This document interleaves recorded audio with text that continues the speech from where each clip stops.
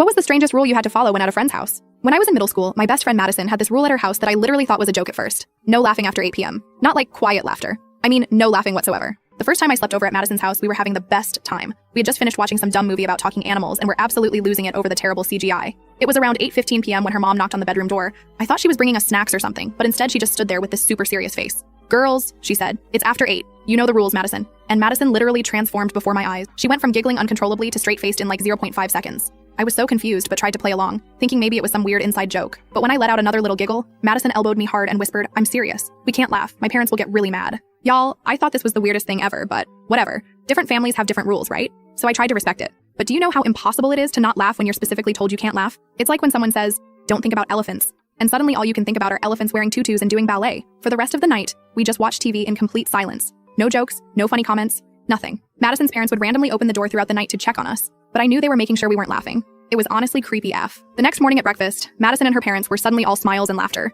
Her dad was making dad jokes and her mom was giggling. I was sitting there like LOL WTF. When I asked Madison about it later, she just shrugged and said, "We're not allowed to laugh after 8. That's just how it is." She wouldn't explain why, just that it had always been that way. I ended up sleeping over at Madison's house many times over the next 2 years, and every single time the same thing happened. 8 p.m. hit and it was like someone flipped a switch. No laughter allowed. I got better at controlling myself, but there were a few close calls. The worst was when Madison's older brother Jasper came home from college one weekend. He didn't know I was there and started telling this hilarious story about his roommate's disaster date. I was biting my cheek so hard I thought they would bleed, and Madison was kicking me under the table. It was 8:30 p.m. and her parents were giving us the look. But the night that everything came to a head was during our final sleepover before high school. Madison and I were looking through old photos and found one of us from a Halloween party where I had tripped and fallen face first into a bowl of punch. It was 8:10 p.m. I couldn't help it. I laughed. Not just a giggle. A full-on, uncontrollable, tears streaming down my face howl of laughter. Madison looked terrified. She tried to shush me, but it was too late. Her dad burst through the door like the freaking Kool-Aid man, and I swear to God the temperature in the room dropped 20 degrees. "Get out," he said to me. Not yelling. Almost worse than yelling. Just this cold, quiet command. Madison was crying, begging him to let me stay, saying it was her fault for showing me the photo.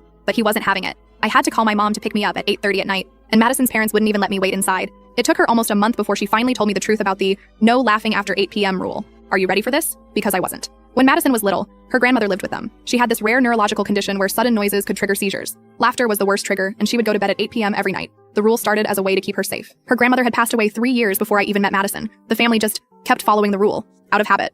Out of respect. Out of inability to move on. IDK.